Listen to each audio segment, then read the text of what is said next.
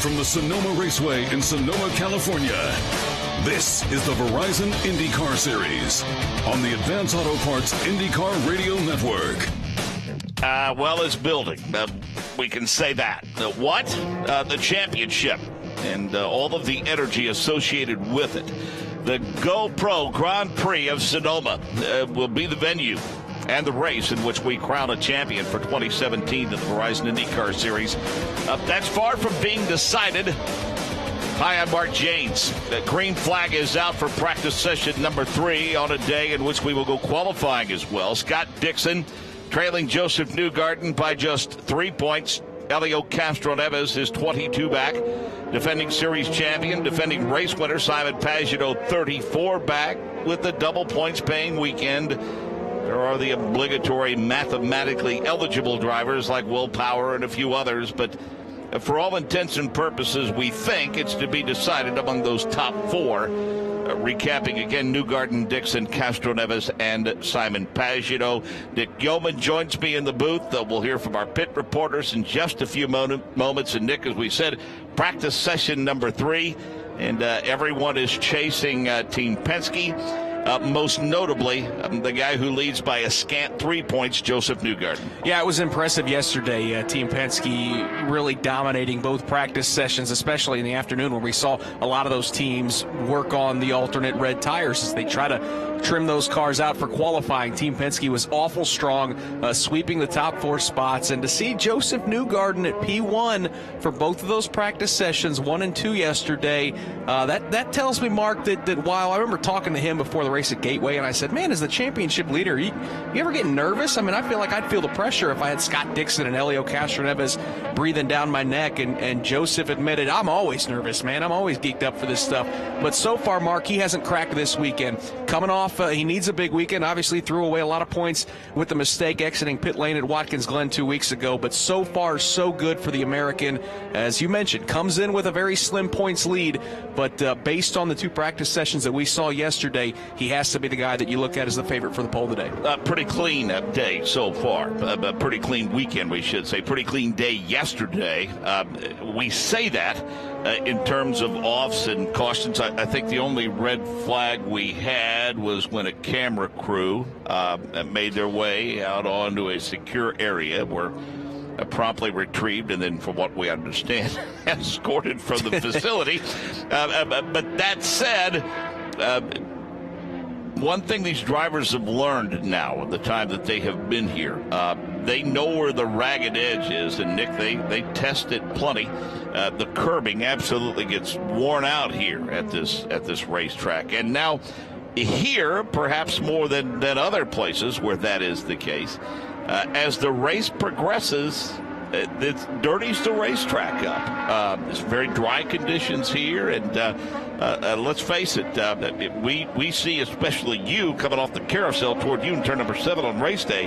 I mean, there's a huge plume of smoke with what they do over the curbing upon exit there, and that's sometimes they do go too far, although, again, so far this weekend it's been pretty clean. Yeah, boy, the rookie Zachary Claman-DeMello just put the left side rear tires off into the dirt, and it is. That's what you see here at Sonoma. It's a wide racetrack. It's a free-flowing, fast racetrack, but there are a lot of portions of this track where you're trying to trim and find those hundredths and thousandths of a second where you will kick up a lot of dirt and some grit and grime and throw it onto the racetrack. And as you mentioned, throughout the course of a race, this is typically a race, Mark, where we don't see a lot of cautions.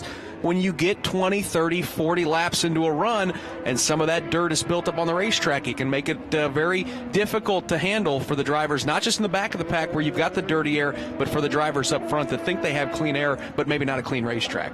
A couple of pit reporters, well, 3 in fact. We'll welcome them all throughout the course of the show. We'll start initially with our good friend Dave first. And Dave, a little more cloud cover, some haze than what we had yesterday, but still a very comfortable start here in Sonoma. Yeah, it's always comfortable here in Northern California, isn't it? But yeah, some streaky white clouds making their way in here this morning, or perhaps good afternoon to our friends on the East Coast or Midwest time zones as well. The air temperature at 66 degrees. Track temperature is starting to heat up a little bit this morning, up around 87 degrees. Humidity level, though, very low, as you come to expect here in Northern California, just 66 86% humidity. Things picking up here. A couple of different camps. There are those that are kind of taking it easy right now. We saw that yesterday. That includes Scott Dixon, of course, second in points.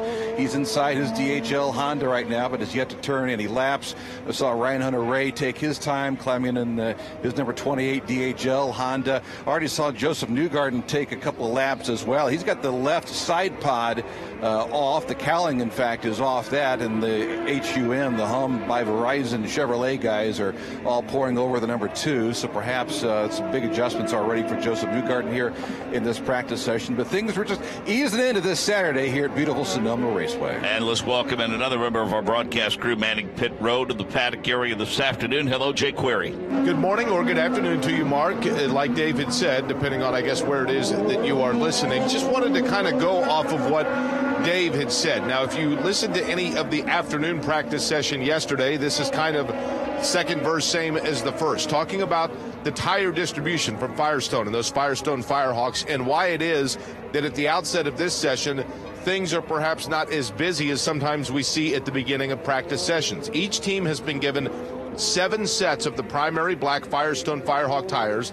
They have been given 4 sets of the softer compound Red Ring tires. Now, those softer compound tires made to give you just a little bit more immediate grip, but don't necessarily have the long-standing lap durability that the black tires do. You are required to run the red tires at least for 1 lap during the course of the race itself. What this all leads to is simply tire allotment and management, and just making sure that you're not wearing out the tires that you need during the course of the race itself, which I think is probably why we see some teams that lay back just a little bit. We made comment to the fact, Mark, on the way in this morning, that oftentimes there is, as David talked about, that cloud or that morning fog cover here in Sonoma that seems to kind of shadow the track at the outset of these sessions on a weekend and then burn itself off later in the day, so you almost get 2 different kinds of conditions. Not in the case here. The track is already plenty warm and plenty sun-drenched, so perhaps that plays into why teams have backed off just a little bit. That sound you hear, there are 2 cars now that have pulled their way back onto pit road, Zachary Clayman-DeMello and J.R. Hildebrand. Both of those were the first 2 cars to go out in the afternoon session yesterday to try to feel out this track and find out exactly what the conditions are. But absolutely tire management and just tire preservation, one of the reasons why right now business has yet to pick up, and you can bet that that will change here in just a bit. More on those tires. Nick, Kara Adams, chief engineer for Firestone and Bridgestone Americas. We talked to Kara at the halfway point of most all of our races throughout the course of the season. Based upon some the intel and feedback that they received from the drivers, the compounds this year are a bit more durable that they're using. The increased durability and construction for these tires very, very similar to what was used at Barber this year. To give you an idea of the changes in terms of the durability, the alternate tires now use the same race specifications as the 2017 Barber tires, as we said, and the alternate tire is similar to the 2016 primary tire. And that goes along with the 1,700 sets that goes for all of those that Firestone is bringing here. So going to be interesting to see how that increased durability affects tire management and wear throughout the course of this weekend and certainly on race day.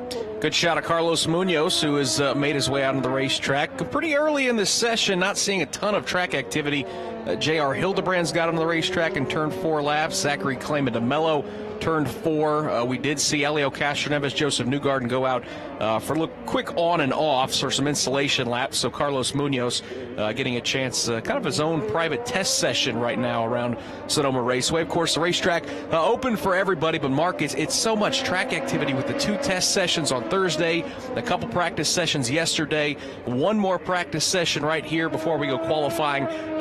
Plenty of opportunity for these teams to work these setups and get these cars handling the way they want. If you haven't worked on every bit of little setup changes that you want to over the course of this weekend, it's your own fault, because there has been plenty of track activity and track time for these 22 teams this weekend. Well, and I think, Nick, as is always the case, we've mentioned the body language and the demeanor of these drivers. Those that don't advance out of the first round,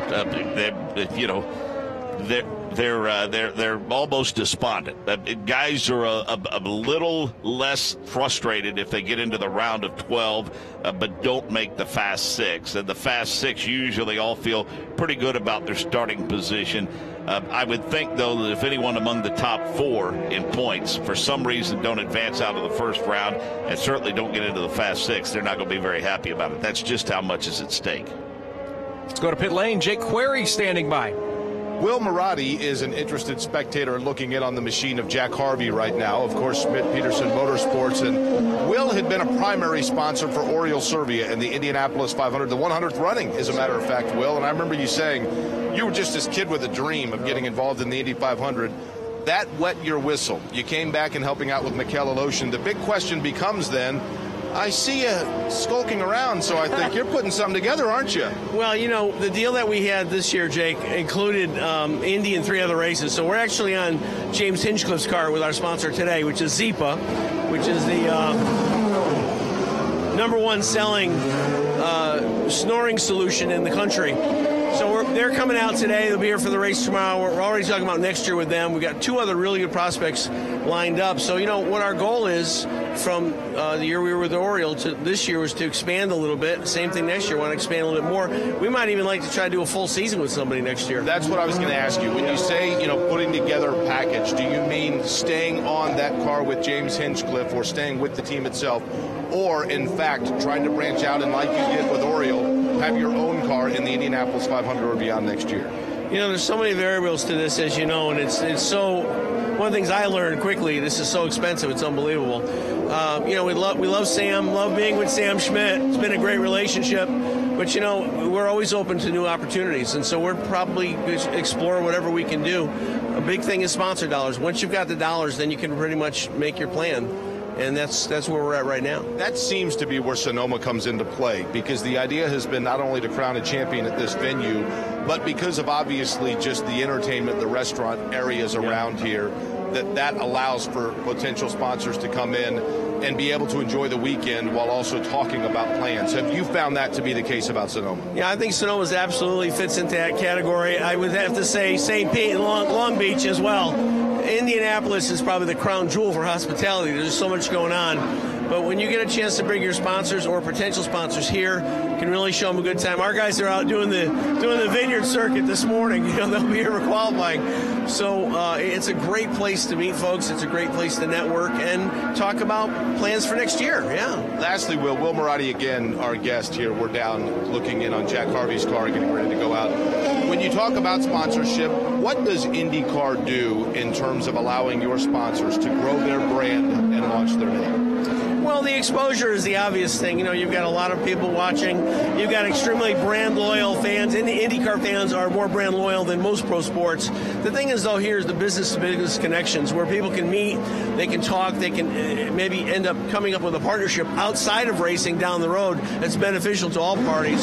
So it's always a great place for networking, and it's really the business. I think right now, you've got to have a business-to-business lane to be successful. Without that, you're probably not going to get the sponsorship. Always a pleasure seeing you. We look forward to seeing you in 2018 as well. Thank you, sir. All right, again, Will Marotti from Marotti Racing, working in partnership with Schmidt-Peterson Motorsports. A guy that, of course, is always familiar on pit road, is trying to call the race of a champion. He's with Dave First.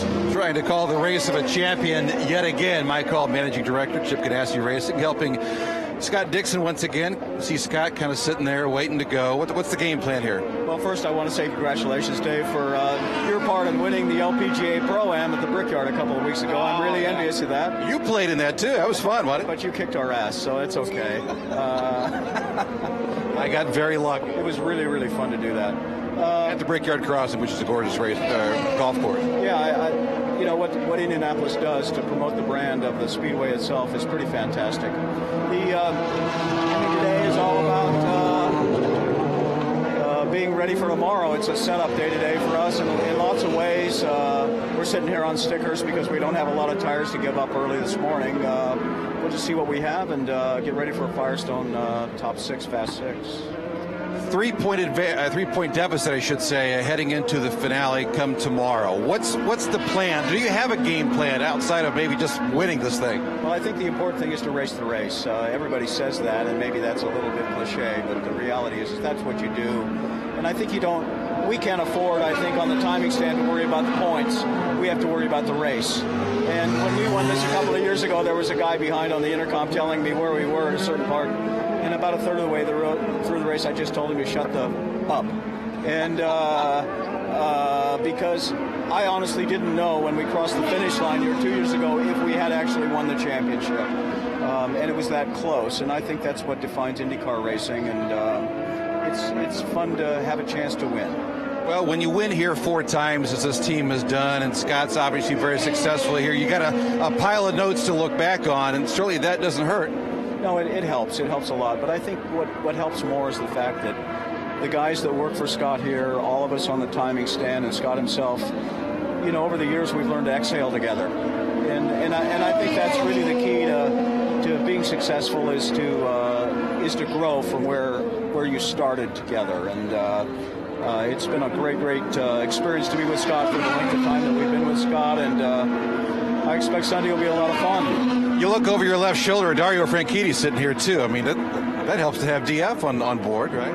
It's working for Chip over the years has afforded us the opportunity to be with great race drivers, and including Dario, and the input that he provides today. What I like about him is the fact that he's never forgotten where he came from, and he supports what we do, and that's really, really important.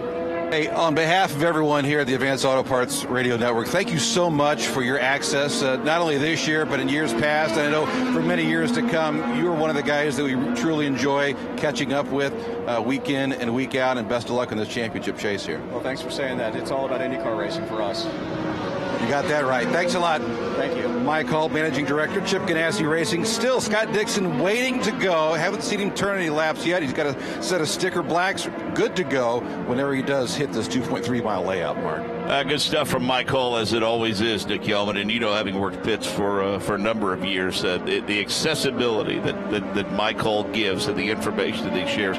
Under the most difficult of circumstances, I'll always go back to the situation where they had the engine change during qualifying for the Indianapolis 500, and Mike Hull was right there overseeing that process. But anytime we needed or wanted an update from him, with all of that on the line, he understood the importance of getting the message out to the fans and the listeners. And it's easy to be a fan of Mike Hull, and he is well respected for a reason, and always great stuff from Mike. Yeah, there's certain guys up and down that pit lane that all of us that patrol pit lane throughout the course of the year lean on quite a bit, and there's quite a few of them. Mike Hull is one of them that always going to give you good information when you ask. Ray Gosselin, the engineer and strategist for Ryan Hunter-Reay, is a guy I like to chat with a lot. Rob Edwards has been another one with Andretti Autosport that I love talking to from time to time. So there's a lot of really, really smart guys down there on pit lane. Jeremy Millis, the engineer for Alexander Rossi, one of the bright minds of this sport, who's been doing a tremendous job. He's another one that's just really sharp, and those guys get it, man. They understand. We know when they're down there, they've got a job to do of getting these race cars trimmed out as fast as possible as they're competing for race wins and championships, but they certainly know that we've got questions to ask as well, and Mike Hull's been one of the best over the years of always being there to answer our questions. Jake Query joins us again from pit road with a driver who's hoping to further his career, make that final step on the ladder. Jake Query, he hopes to be in the Verizon IndyCar Series someday soon. Actually, if you had to pick a driver from this season in terms of the Indy Lights presented by Cooper Tires to be your official tour guide at Sonoma, it would probably be Neil Alberico, because you're a native of Los Gatos, California, which is in the Northern California area, a little bit south of here. But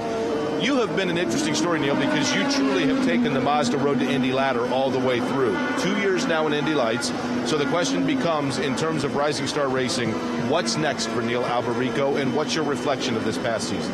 Yeah, that's a big question we're all trying to answer right now, Mazda's been really good to me over the last 6 years on the road to Indy, and it's good to be here at the IndyCar season finale. So we'll see. Obviously, you want to move up to IndyCar, but it depends on what Rising Star wants to do. And, we had a really good start to the season this year, and we were up in championship contention, a couple podiums, and right up until the very end where a few bad results just took us right out of it. But Stoked, talking to everybody, and we'll see what 2018 holds. A couple of notes, by the way. Ed Jones, one of those who is a graduate of the Mazda Road to Indy, just had a spin here on track at Sonoma. Managed to keep the car, as you take a look at it right now, going. Also, I had noted earlier that each car in the race is obligated to take one lap on those softer compound red tires. It is actually 2. Regret that error, but that is a correction I wanted to make. Neil Alberico with me on pit road.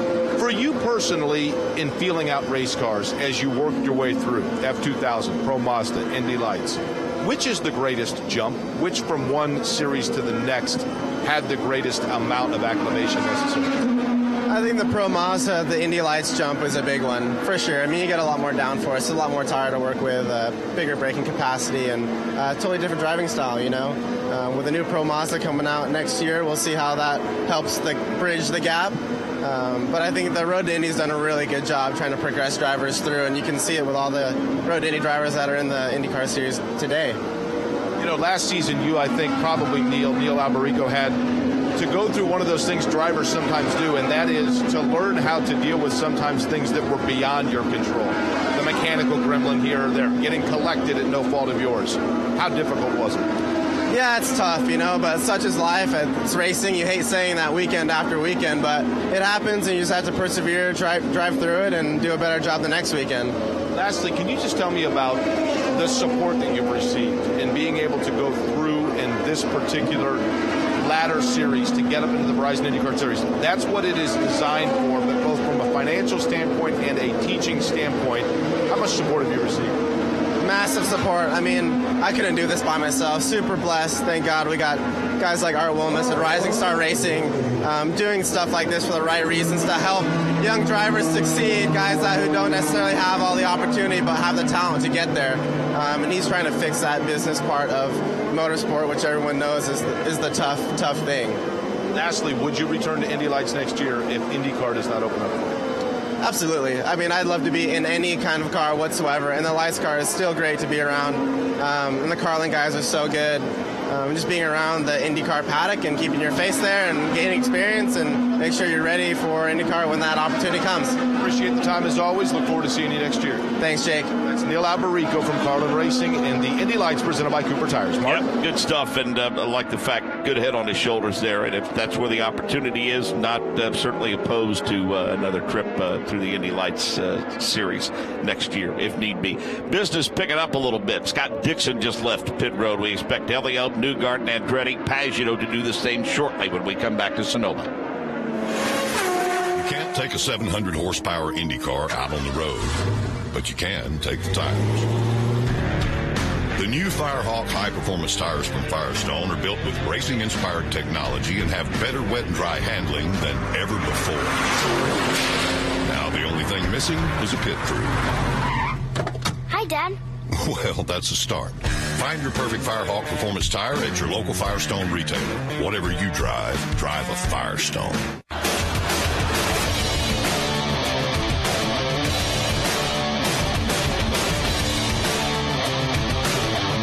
Ryan Hunter-Ray, P1, as the traffic picks up, if you will. At a minute 16, 6.844. Bourdais, Rossi, Rahal, Kanan, the top 5. Sato, Chilton, Piggott, Hinch, and Kimball, the top 10. Then Harvey, Munoz, Andretti, Hildebrand, and Jones. Daly, Powers, Zachary, Clayman, DeMello. Joseph Newgarden has now turned a lap, waiting on Elio, Pagano, and Scott Dixon to do the same. A lot at stake, let's face it, Dick Yeoman, especially among the top 4. Gosh, that qualifying point that could be worth plenty in terms of the championship for sure. Well, and this is one of the most important qualifying sessions of the entire season, as we see Alexander Rossi put the right sides off to the dirt. And now, Mark, we're starting to see in this practice session with 21 minutes to go, just about the entire field has been out of the racetrack. Scott Dixon is now out there. He's one of the drivers, the 3 drivers that hasn't turned a lap at speed. Simon Pagano as well. For those of you joining us online, just saw Simon's out in the racetrack. And how do you know Team Penske has now made the round of the racetrack, Mark? Well, it didn't take him long to go P1 as Will Power has popped to the top of timing and scoring at a minute 16.160. That is a quick lap for Will Power. Ryan Hunter-Reay's up there as well. Tony Kanaan, Sebastian Bourdais, Alexander Rossi. Saw a little moment there a few minutes ago between Sebastian Bourdais and Graham Rahal exiting turn 7. Graham threw up 2 fingers to Sebastian Bourdais as he trailed him going through turn number 7. You saw both of them, right? Yeah, both fingers? they were on the same hand. I'll put it to you that way. Right. So I'm not exactly sure what happened there, but Graham throwing a little sign language up to Sebastian Bourdais. It's that time of the season, Mark. You know these guys are sick of running, neck and neck and wheel to wheel. We're at the end of the season where I don't imagine there's going to be a lot of give and take. The qualifying record, if we were qualifying now, would have been eclipsed, if you will. Will Power with a 1:16.1, and the fast lap here turned in by Simon Pagenaud last year at a 1:16.2530. Back to pit road and Jake Query. Pat Wright is the executive director, CEO for that matter, for Racing for Kids, which is hard to believe this, Pat, but starting to approach now 30 years being involved as an organization. First off, always good to see people here in Sonoma, but good to see you on this championship weekend. Thanks a lot, Jackson. It's great to be here, and you're right, I can't believe it. We started in 1989 in Detroit, and here we are, you're right, almost 30 years later. We've seen about 30,000 kids in the United States, Canada, Mexico, Australia, Japan, Brazil. We've been to about 650 hospitals, and we've raised over $6 million for the hospitals we visit. Let's begin with where, let's say, this epiphany turned into reality and how it came to be back in 1989 that the organization began from the very beginning. That's a great question. What happened originally is we wanted to combine the love for the sport also with the business side of the sport, and also make this kind of a charitable cause-related program. And so we started out in Detroit in 1989, and the first year we great reception from the leagues, from the IndyCar, from the support series, and it just grew from there. We started with Robbie Buell, who is still our national spokesperson. When Robbie retired, really, Racing for Kids became an umbrella for all the teams, and they jumped in with both feet, and they've been terrific supporters. They love going to see the kids before the track activity begins. I see a lot of sick children. They put a lot of smiles on their faces. And I'll tell you, every driver will make a visit and tell you, I am so happy to be doing what I'm doing. I feel great and fortunate just to be here to see these kids. So let's do a hypothetical here. When you come to a race weekend, the Racing for Kids children that are going to benefit from the work that's being done by the organization, you find out about those children in what way and in what process is it selected, what drivers go to visit them. Take me through a weekend, if you will, in that part. Absolutely. Basically, we build up relationships with children's hospitals all around the country and North America and around the world for that matter. And so consequently, these are repeat visits. But the drivers come and they make bed-to-bed visits. Sometimes we have a big event in a playroom or in the lobby. It's all involved with the kids. The drivers engage the children. They sign autographs with them. They tell them a lot about their sport. A lot of times the kids are a little reserved, and the driver will say, well, they didn't seem interested. I say, oh, no, they're interested because a half hour after you leave here, they're going to be talking for 2 days. But the caregivers, the doctors and the nurses and the staff take care of these kids. These visits are a very important part of the recovery therapy. These children get better faster. It takes their minds off of some difficult treatments, often painful treatments. It gives them hope. Oftentimes when we see them, they feel hopeless and alone, and we're able to leave that room with a smile on our face, some laughter, and also several new fans. It's also a great perspective for the drivers as well. RacingForKids.org is the website. And again, Pat is not only the executive director, but the CEO as well. Great organization. Look forward to moving in for, I guess, the next decade of it as you close in here on 30 years in just a couple of years from now. Pat, always a pleasure. Thanks so much, Jack. That's exactly it. We're looking for our next 25 years. Thanks a lot. Very much appreciated. Again, Racing for Kids and RacingForKids.org is the website. A tremendous organization and yet another one that branches the Verizon IndyCar Series drivers along with the fans and the younger fans of this series. Yeah, not much to add to that. An outstanding organization for sure. And nice to hear him reference our good friend Robbie Buell, who's worked with us from time to time over the years. Saw Robbie a couple of races ago with a paddock, and Robbie certainly did a lot of great things with that organization when it first started. Dick Yeoman, I tell you, it's interesting. I was up at turn 7 for a number of years. You have that spot now, and we've got a pretty good shot on our multi-screen monitor of just the challenge that these drivers face into what is essentially a hairpin, which takes them through 7 and back down through the S's. Yeah, we saw James Hinchcliffe light up the right front. Now we see Ryan Hunter-Reay making his way through that portion of the racetrack. He's by himself, and when you're by yourself, Mark, that corner becomes a little bit easier to navigate because you can arc wide and then cut it through the apex up and across the curbings on the opening laps. And I don't have to tell you this because, as you mentioned, you were down there for many, many years. At the beginning of a race, when they're going 2 by 2, sometimes even 3 wide into that turn 7 portion, it is unbelievably slick. They're sliding all over the place. They're banging wheels. It's going to be a lot of fun, Mark, the opening couple of laps tomorrow when we see those guys barrel off into that corner looking to gain a couple of positions.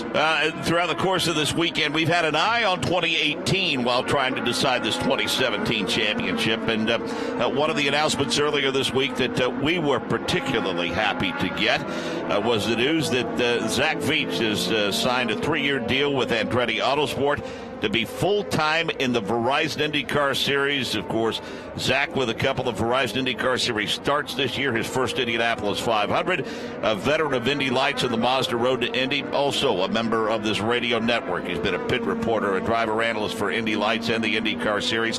First of all, my friend, hearty congratulations. We're absolutely happy for you. Have your feet touched the ground for a while now? Thank you guys so much. I mean, honestly, I'm waiting to wake up in my bed in Indianapolis and realizing this was all a dream. It just doesn't feel quite real yet, but 2018 can't get here quick enough. Well, let's talk about the process itself. You don't have to go into specific details. We understand business is business. We want to try to keep that separate. But Zach, when did this start to kind of become a possibility and then turn into a reality for you? How long have you been working on this particular deal? Well, basically 18 years if you think long term. Sure. But, luckily we were able to meet this group, and they're what made my Indianapolis 500 dreams become reality. And we started right after the 500, the Wednesday after the Indy 500, we all sat down and we started talking about the possibility of something in 2018. And honestly, we've been after this since June, and we've kind of had an idea for the past month that it was going to turn out this way, and the hardest thing was trying to keep quiet because you get that news, you just want to tell the world because you've been waiting on it for so long. Well, let's talk specifically about that sponsor and introduce folks to them for those that may not be aware of who they are and what they do. Yeah, I'm extremely excited to bring on Group 1001. They're an Indiana-based insurance company, basically rebranding of Guggenheim Partners, which was my sponsor for the Indianapolis 500 in contention with the Indy Wyndham and Tech Championship. So these guys have been great with me to able to start a relationship with them that's led through the Indy 500 and now full-time in IndyCar. And I'm just excited to get to work for them because they have the same values as I do, and community outreach is such an important thing to them that it really just lined up perfectly for us and made sense to go racing together. Zach, how big of an advantage the fact that this is a multi-year deal? I mean, is it give you some confidence that, hey, you're not going to be rushing to find those results as soon as we roll in St. Pete in 2018? I think that's key. For me, Connor Daly tweeted earlier in the week that the last rookie to have a 3-year deal out of the box was Joseph Newgarden, and I think we've kind of seen what time's been able to do for him. So that's the thing I'm most excited for, is just having an environment around me where I can learn with Ryan Hunter-Reay, Rossi, and of course Marco. And this is a team that feels like home for me. Having spent 4 years with them throughout the ladder, we even got to make a little bit of cool history in the eyes of the Mazda Road to Indy folks as being the first driver to do US 50,000 Pro Mazda, Indy Lights, and now full-time to IndyCar with the same team. So it's a very special thing to take away for all of us here at Andretti and in my group as well. From a confidence standpoint, having a couple of starts under your belt, I know there's a new, new chassis coming on board for next year, but let's just talk about what that does to your mindset and your confidence level, knowing that you've already made a couple of starts at a place like Barber and at the Indianapolis Motor Speedway. For me, it just gives me a lot to think about this winter. Now having gone through it a couple times, it gives me a lot to reflect on and think of all the things that we're going to be working to improve on. And you hit the nail on the head with pit stops and just getting familiar with the process of driving an IndyCar, because it's quite different from anything we have in Indy Lights. You know, you're getting started by your crew. You have twice as many engineers. You have an entire group around you just following the car, whereas in Indy Lights it's only 2 or 3 guys. So it's been a lot to get used to and adjusted to, but that little taste that we had at Barber and, of course, the Indianapolis 500 makes me excited to go into my rookie year as a little less of a rookie in a way. In terms of the crew, has that all been set yet in terms of who'll be your crew chief, your engineer? We haven't decided on that yet. You know, there has been some discussions, but the one thing for me that I'm most excited about is we will be piloting the number 26. And for those of you that were around in my 2014 year with Andretti when we got our first wins in Indy Lights, we were piloting that number 26 Indy Lights car. So to be able to carry that number up and be running an IndyCar with that same number with the same team, man, it just gives me goosebumps thinking about it. Well, let's talk one more time for the people that don't know. Another guy that's probably over the moon excited, I would imagine, at this announcement. Tell the story about somebody who put their career on hold and essentially ended it so you could make this dream come true. Of course. My father, I have to, give credit to making all this possible. With him being a national champion with truck and tractor pulling, he knew this was what I wanted to do with my career, and he decided that he was going to quit and sell his dream so he'd have an opportunity to buy a go-kart. And he's just been relentlessly behind me every step of the way. And, to see him tear up and kind of cry in the press conference where I'm sitting up there with Michael and, of course, Dan Tauris from Group 1001, nothing's hit me in the heart harder than that. So I'm extremely lucky to have him along this journey with us, and I'm excited to see what we can all accomplish together in the next 3 years. Well, can we at all work out a deal for you to serve as driver analyst when Davey's not here and you're driving next year? Do you think that's possible, or are you going to be too busy? I'm sure we can look into it. I definitely want to be in working with you guys in some capacity next year, so we're going to have to figure that one out. Not only do we understand your sudden lack of availability, but we certainly approve, and we're all thrilled to death for you. You know that. Well, thank you guys so much. I want to appreciate you giving me the opportunity to work with you guys. Let me see this sport from a different perspective. It's been incredible. So, Wally, Jake, Nick, Mark, of course, everyone else that have been a part of this, thank you guys. And I'm going to be missing you, but I hope to give you some exciting races to call for. We look forward to it. Hopefully, we'll see you in victory lane very, very soon. Thanks. Thank you. The 26 car, you heard Zach reference that. Takuma Sato piloting that for one more weekend for Michael Andretti anyway. Let's get an update on that car from Dave first. Yeah, Zach's not going to like to hear this, but it has been, I don't know, a good 25, 30 minutes or so that all 7 crew guys, that Panasonic Honda for Takuma Sato, they've been pouring over this machine. And that's him finally getting off pit road. He's only turned 3 laps so far. They're working on the front end springs, the dampers, the rear end. The setup just evil right now for Takuma Sato. 12th quick right now with, roughly 10 minutes or so remaining in this practice session. Just went back out, so the reigning Indy 500 champion, see what he can do here in the waning seconds. But remember, this is his final race for Andretti Autosport here in 2017. He's moving over to Ray Hall Letterman Lanigan Racing in 2018.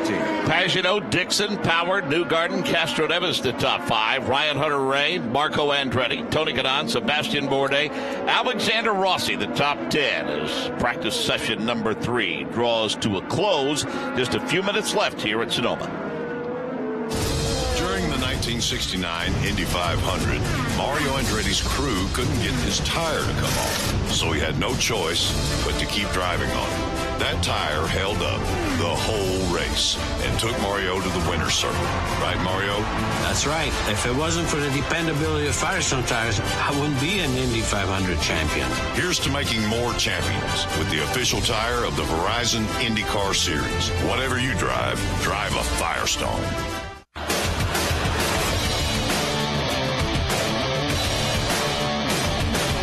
6.5 minutes left before we go qualifying a little bit later on this afternoon. And Nick Yeoman, as we suspected, the top 4 in points, the front runners, if you will, all fairly close to one another as this practice session draws to a close. I'll tell you what, big news if you're a Scott Dixon fan, because yesterday was so Team Penske heavy and dominant, you thought, is Scott Dixon and the Ganassi boys in the Honda camp going to be fighting an uphill battle?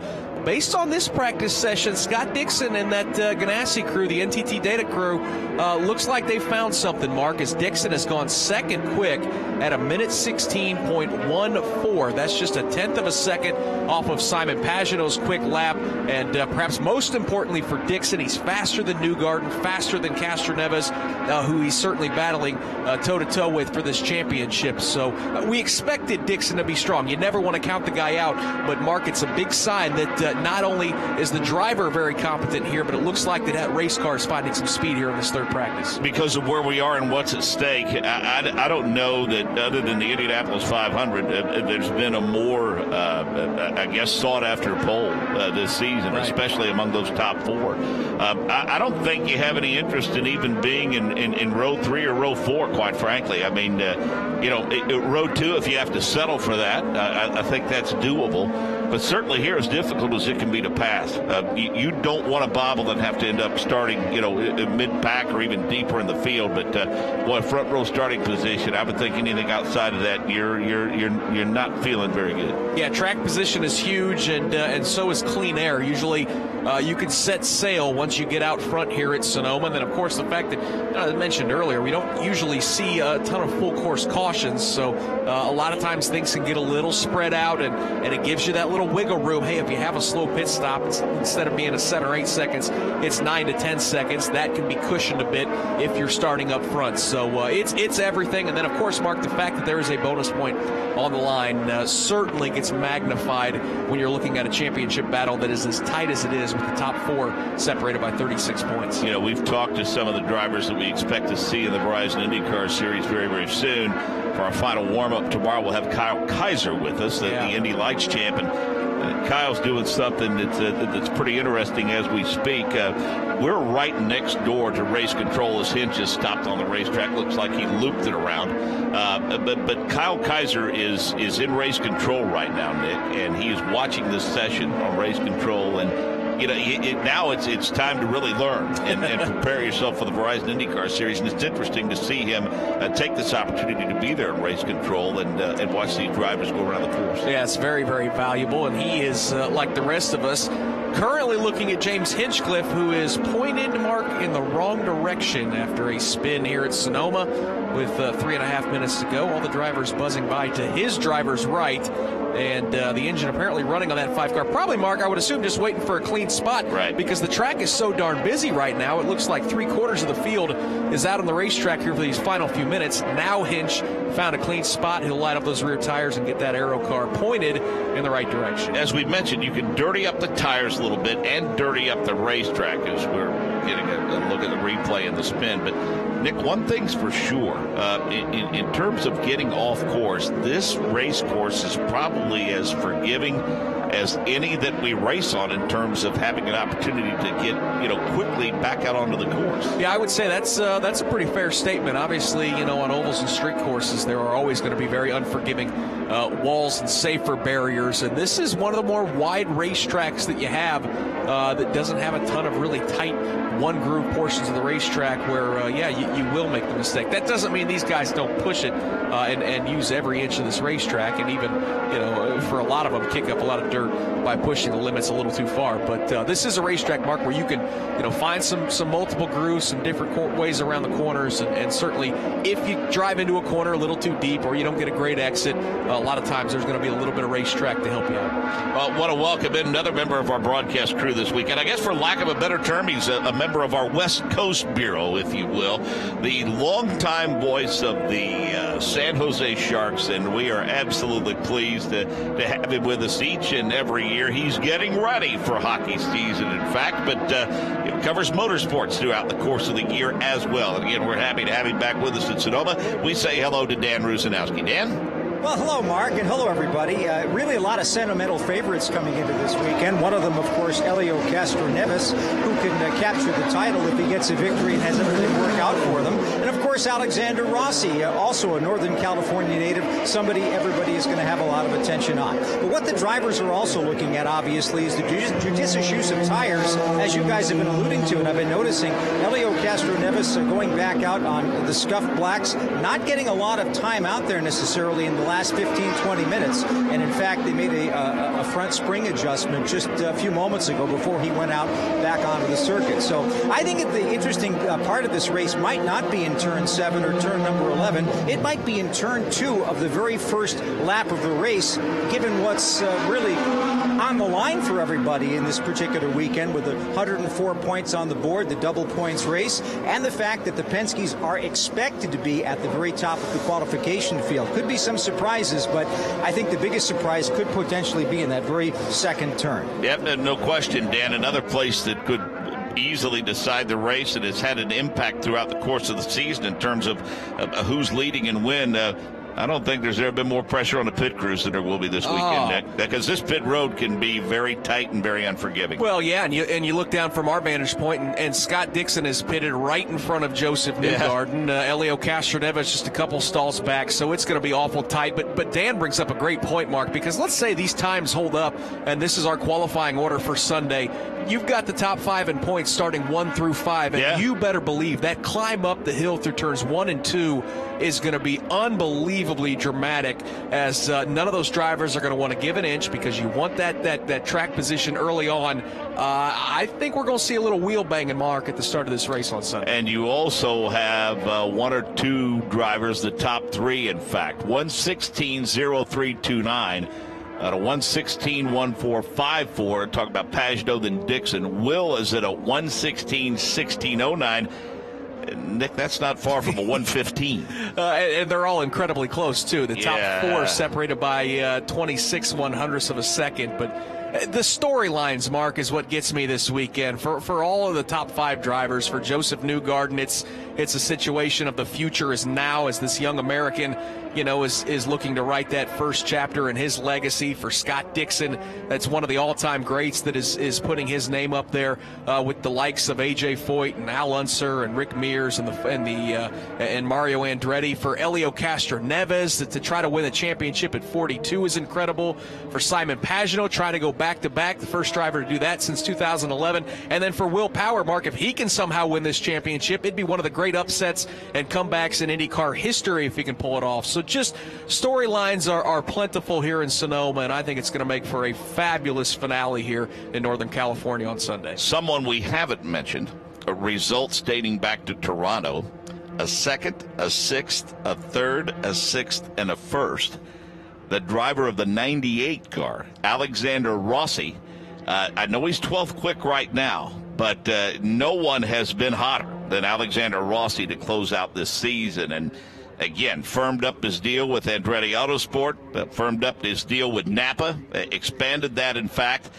And that performance at Watkins Glen was awfully impressive. And there's no question, even though Andretti Autosport doesn't necessarily have a quote-unquote dog in the hunt, right, he could figure prominently into this championship weekend. I mean, I know each and every one of these teams can look back at a couple races here or there where they left some points on the board, but imagine if Alexander Rossi doesn't have those engine issues at Long Beach where he was dominating, had a slow pit stop that cycled him back at Indy.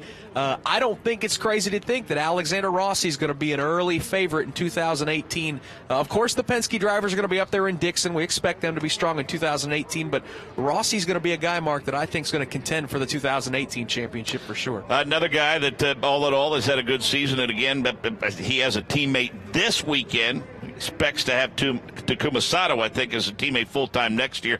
Graham Rahal's another guy that could be poised for a good finish tomorrow. Yeah, it's that little one-car team that can and has. Graham Rahal's been very strong and competitive all season long. Of course, a pair of wins and a dominating weekend at Detroit. Cool to see that Turns for Troops initiative back on that car this weekend. Really sharp-looking red, white, and blue American flag-themed ride for Graham Rahal. Again, just came up a little bit short in terms of the championship, but that team certainly has no reason to hang their heads, Mark, as that one-car organization for about the 3rd, maybe 4th straight year. They've been right there knocking on the door and scaring some of these big teams week in, week out. Can we stress enough how important it is for Dale Coyne and Sebastian Bourdais for him to have had the opportunity after the horrific crash in Indianapolis and the injuries. How huge is it for him to have 3 races under his belt, get the soreness and all the rough spots, and now he's healthy, he's back in the race car.